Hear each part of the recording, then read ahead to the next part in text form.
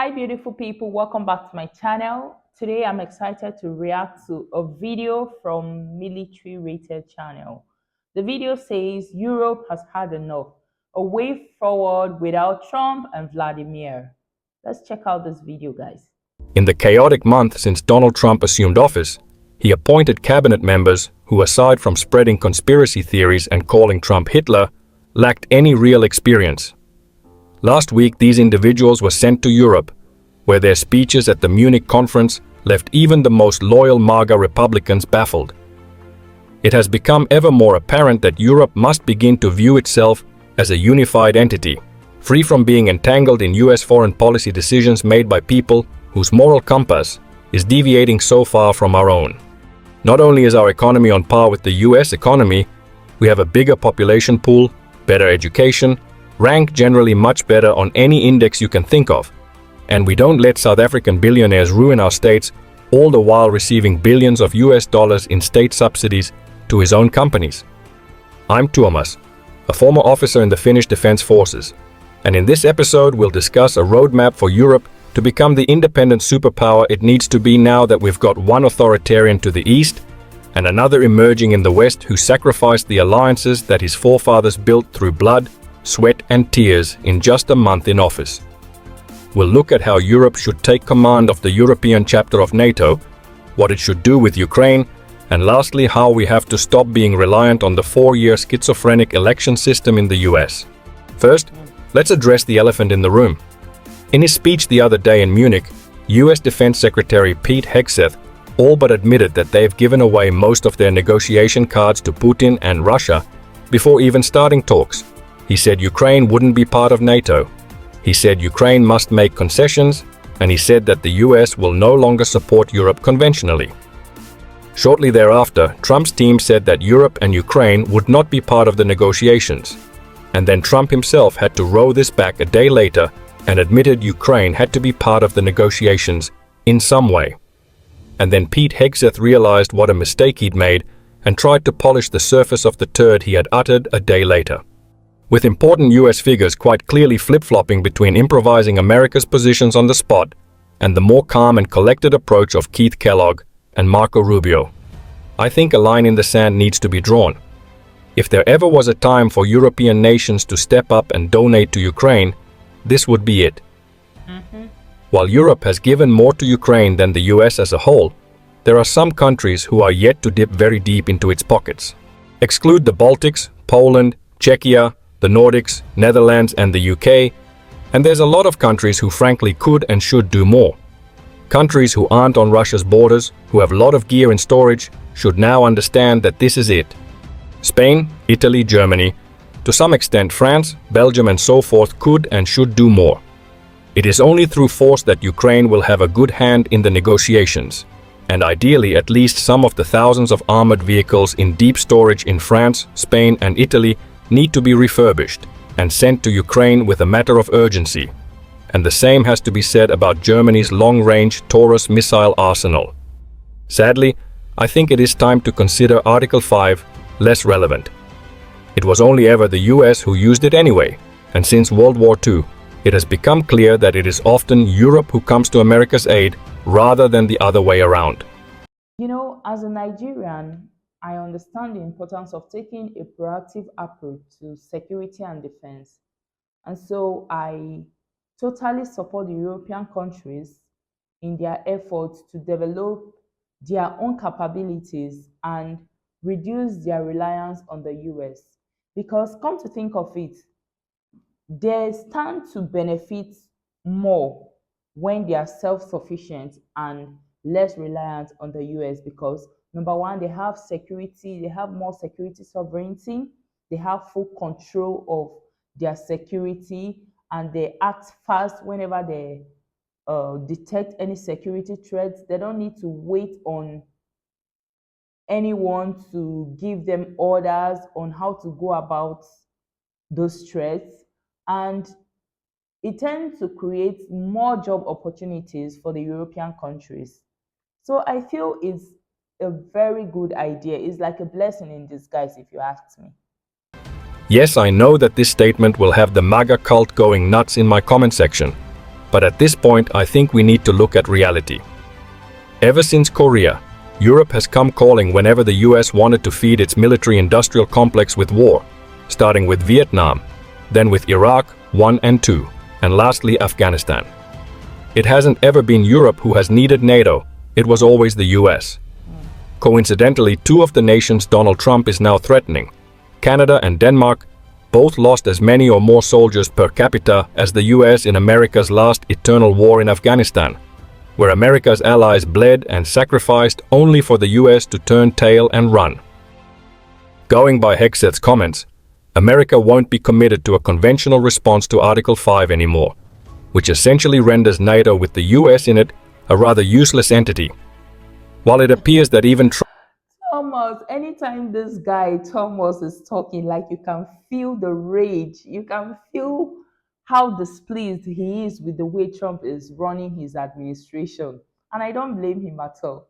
You know, this is even really funny because the European countries used to buy their military equipment from the US, not because they couldn't produce them or not because they didn't have the capability to, but maybe because of they were allies, they decided to like patronize them.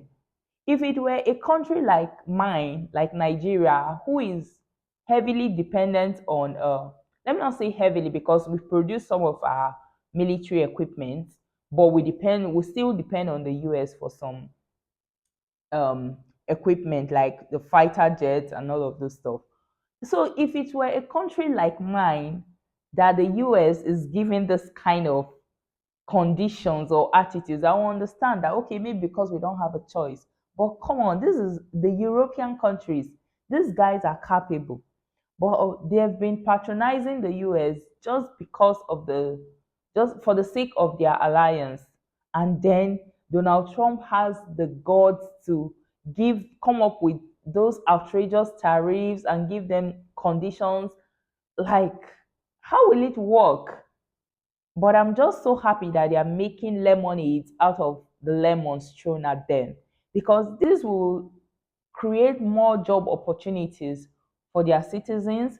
It will increase their security sovereignty. So this is like a blessing in disguise for them.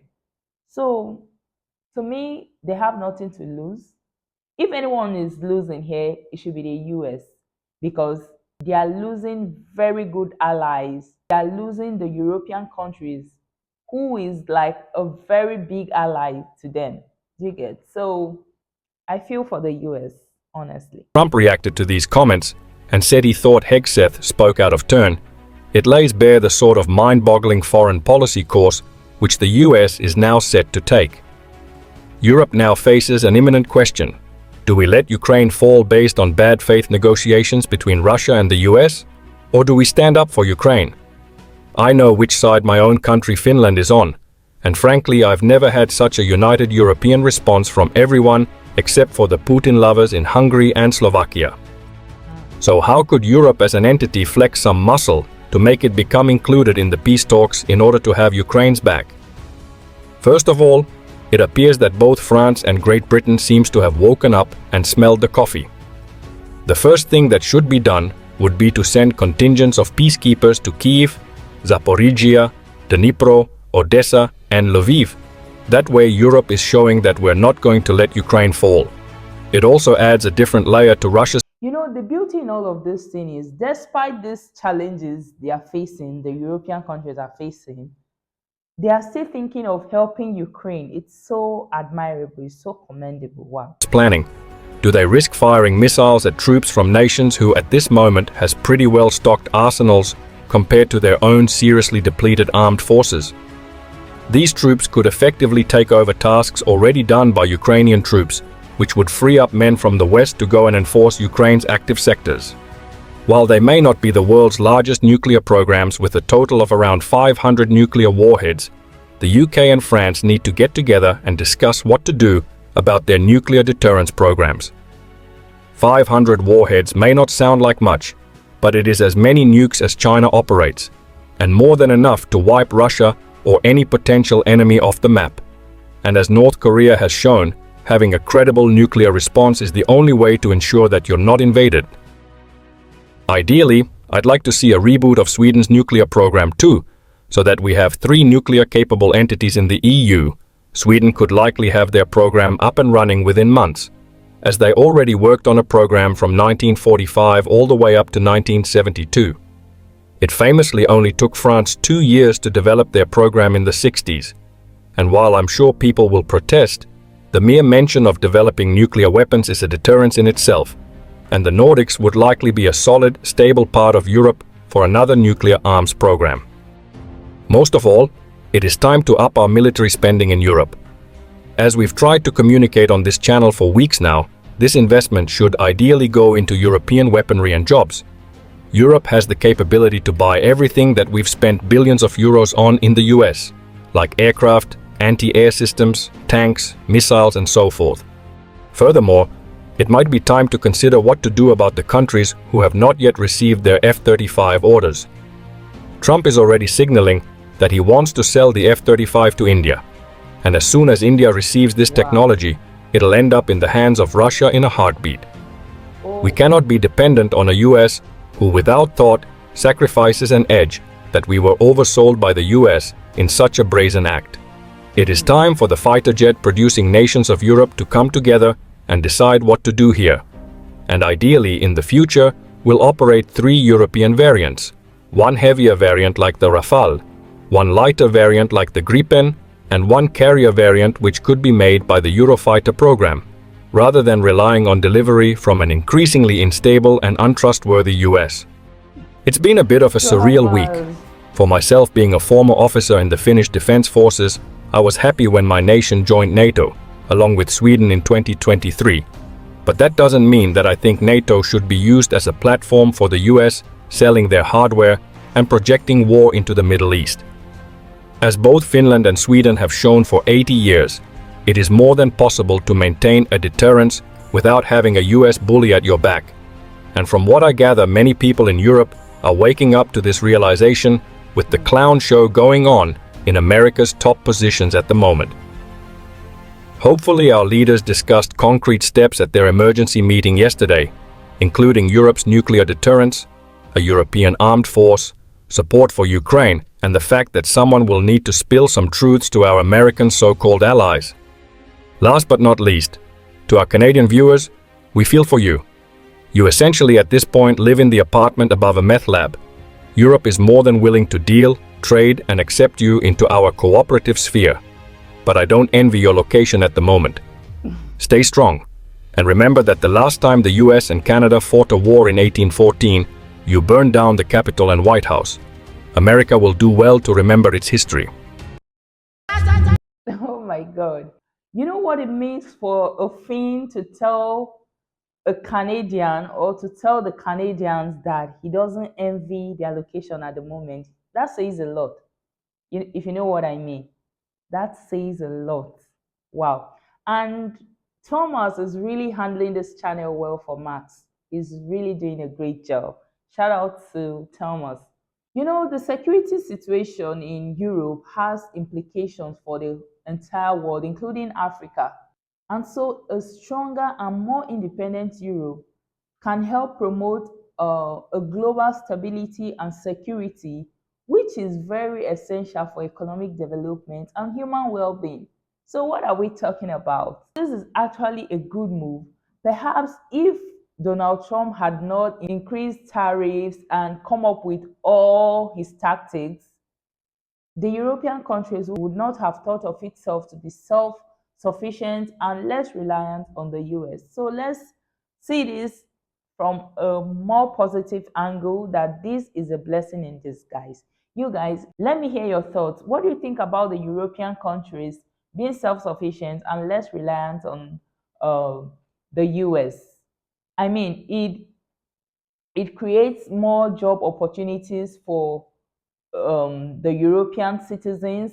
It's even more cheaper producing this equipment than buying from US.